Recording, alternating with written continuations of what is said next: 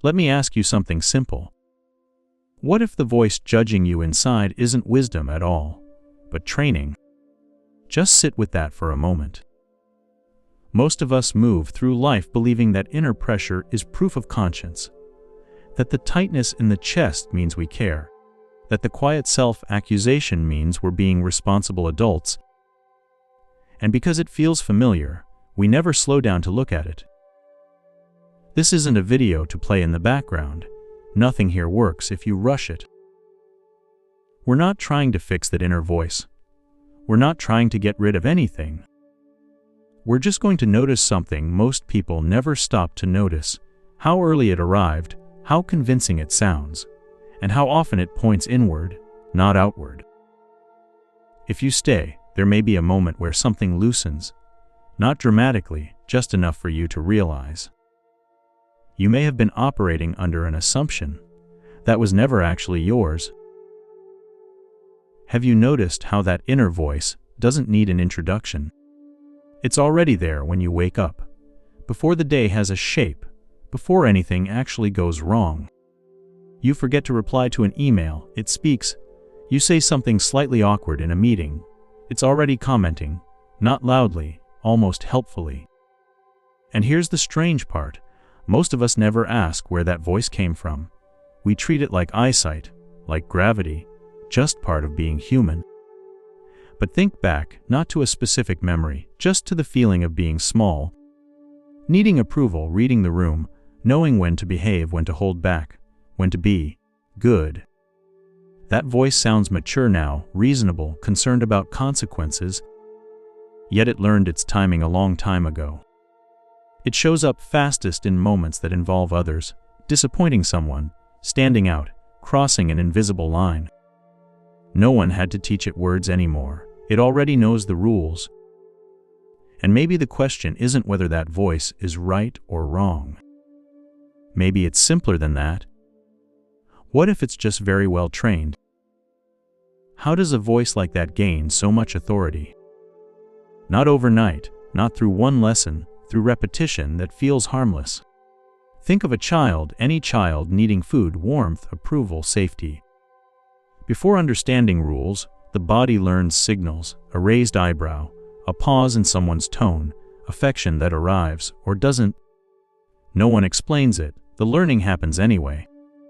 At school, the pattern sharpens, praise feels like air, silence feels heavy, comparison enters quietly: who's ahead, who's behind, who belongs, without trying too hard. Nothing dramatic, just small adjustments again and again. By adulthood, the rules no longer need enforcement. They live inside, self-correcting, efficient. At work, the voice appears before the boss speaks. In relationships, before conflict actually happens. Online, before a sentence is even typed. It sounds like foresight, like maturity, like knowing better. But notice something subtle. The authority of that voice doesn't come from clarity, it comes from familiarity. It has been rehearsed longer than most of your opinions, longer than your confidence, longer than your doubts. And maybe that's why it feels unquestionable. Not because it's true, but because it arrived early.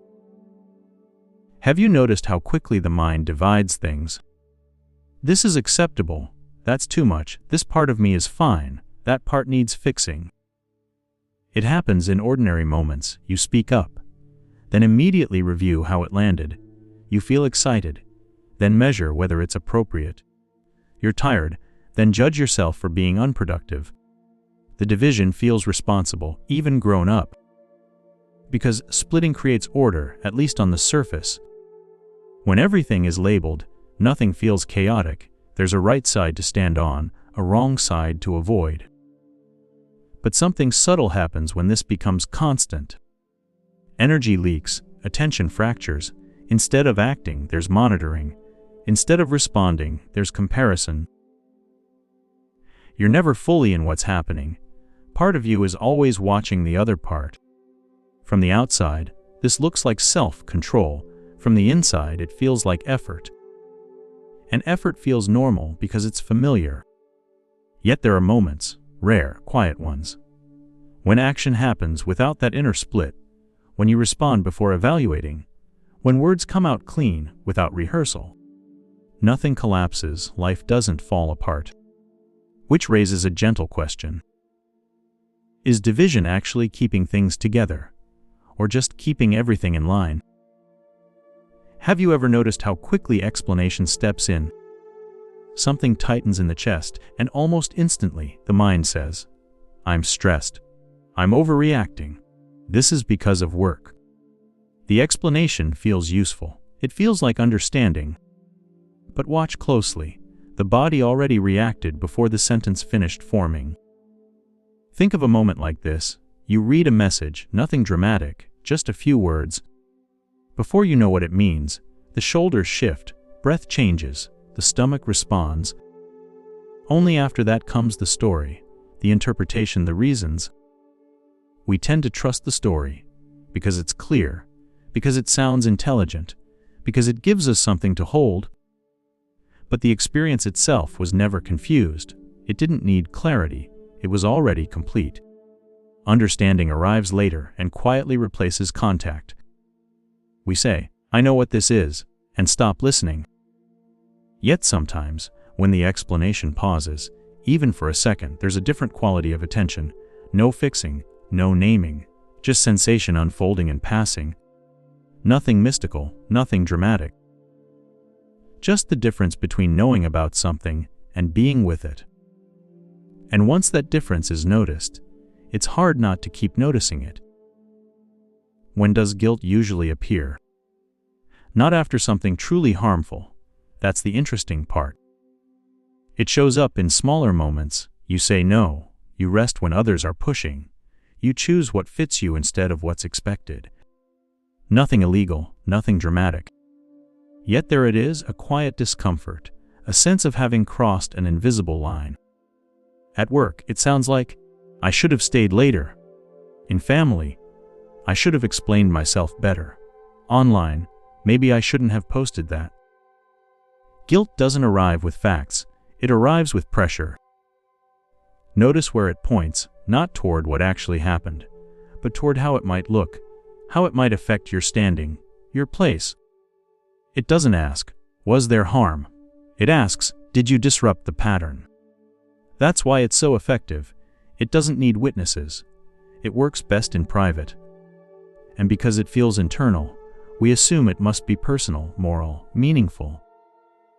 But sometimes, when you pause long enough, you can feel the difference between responsibility and compliance wearing the mask of conscience. They feel similar until you stay still with them. And then one of them starts to loosen, while the other stays sharp. That difference isn't loud, but once noticed, it doesn't disappear so easily. What happens when you don't obey that inner signal right away? Not by fighting it, just by not moving with it. Imagine a familiar moment. You're about to send a message. The hesitation appears, the tightening, the urge to rewrite, soften, explain. Usually the body adjusts, the words change, order is restored. But what if you pause? Not to decide, just to notice. The sensation doesn't ask for agreement, it only asks to be seen. And when it's seen, something interesting happens. The pressure doesn't escalate, it doesn't punish, it simply waits. And sometimes it fades. No rebellion, no breakthrough, just a gap. In that gap, action feels different, less rehearsed, less defended. You're still capable of care, still aware of others, but the movement doesn't come from tightening. It comes from clarity. And that raises a quiet possibility. Maybe control has always depended on speed, and maybe attention, given gently, changes the whole dynamic without trying to. That possibility doesn't demand belief. It just lingers. There's nothing here you need to remember. What matters isn't an idea. It's a shift in how quietly you can notice what's already happening. That inner pressure may still appear tomorrow, or later today, in the middle of something ordinary. If it does, nothing needs to be fixed, nothing needs to be believed. Just see whether it tightens when you rush, and softens when you stay. Not to change it, just to be present with it. Sometimes, That's enough for something old to stop pretending it's you. And if that happens, even briefly, what would it be like to live from there?